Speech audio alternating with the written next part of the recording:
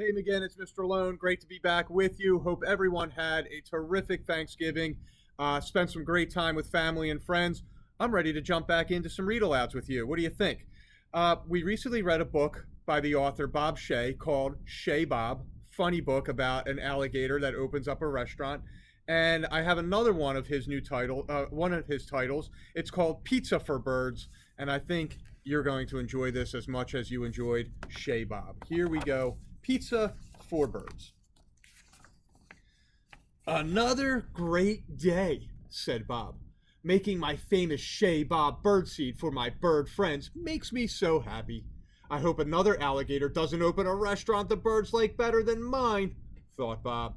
He gave his hat a jaunty tilt, whistled a happy tune, and started for home. Bob came to a clearing and stopped whistling. He couldn't believe his eyes. Hey, those birds must think that young fun alligator is me. Silly birds, I'm neither of those things. Bob straightened his hat and hoped he never saw this new alligator again. But Bob saw the new alligator the very next day. Who is that? Asked Bob. That's Shay Ryan. He delivers pizzas while doing cool bike tricks, said a bird. You'd like him. He's quite affable. Delivery? Tricks? Pizza? Said Bob. That's cool, but not as cool as my hat, right? Sure, said the bird. Bob did not feel like being a restaurant today. Today, he felt sad. I bet all these birds like Shay Ryan better than me, thought Bob. The birds got tired of waiting for Bob to be a restaurant. They called Ryan for pizza instead. Are you Shay, Bob? Wow, said Ryan, cruising up on his bike. I'd still be running amuck in the city sewers if it wasn't for you. You're my hero. Good for you, said Bob, but not like he meant it. Come to my big pizza party tonight, said Ryan. All the birds will be there. I'm pretty busy feeling sorry for myself, said Bob. Well, if you finish up early, stop by, said Ryan. That night, Bob listened to the party while eating ham from the pocket of his robe. Ryan thinks he's so great, but he's no big whoop. Besides, I was affable first, said Bob. Then he slunk off to look up the word affable. If I were the birds, I'd tell Ryan to go away, thought Bob. Then he had a bad thought. On the internest, no one knows who is a bird and who isn't. So Bob wrote not nice things about Ryan on the internest. Not as Bob, as the birds. Ryan's pizza made me fly backwards. Bike tricks? I'd rather see him disappear. Restaurants should stand still, not ride bikes. Ryan should go away. Ryan thinks he's cool with his delicious pizza and fantastic hair. I bet he doesn't know what affable means. Bob does. Ask him before he forgets. And then Bob wrote the meanest thing of all. Pizza? Gross! The very bad things made Bob feel very good. The next morning, Bob had a spring in his step and a song in his heart. The birds were not so happy. What's wrong? No one seems affable today, which means friendly and easy to talk to, said Bob. Ryan's leaving because he thinks no one likes him, said a bird. Just like everyone want it right, guys, said Bob. No, we want Ryan to stay, said another bird. That's not what it says on the internest. I should know. I wrote it, said Bob. The birds lowered their coffee mugs. Bob, you can't write that on the internest, yelled a bird. Sure I can. I just pretended to be you, said Bob. It's a lie, yelled another bird.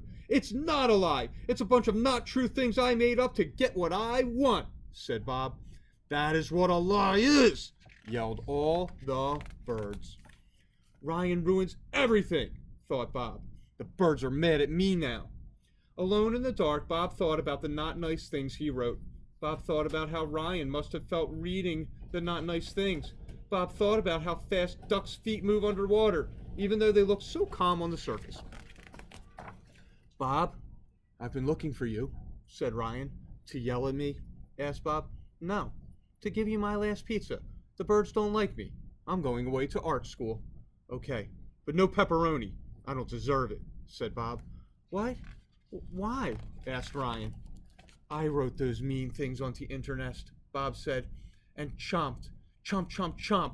I had a good reason. I was mad and jealous. I want the birds to only like me. Chomp, chomp, chomp.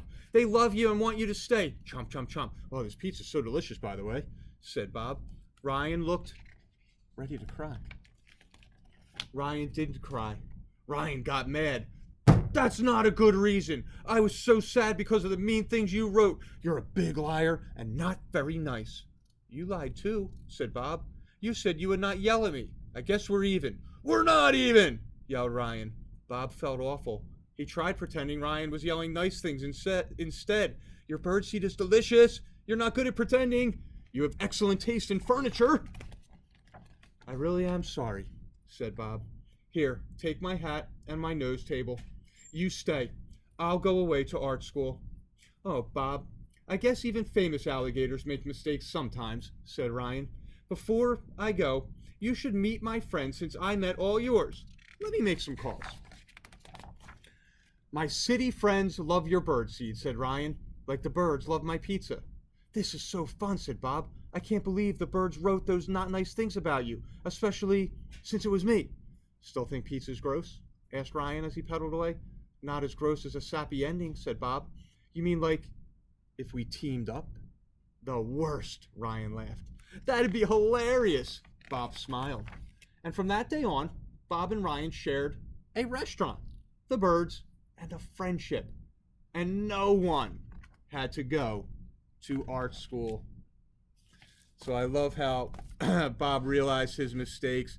Never nice to put somebody down, never nice to spread things that are not true. And I love how they came to this understanding. Hey, let's work together.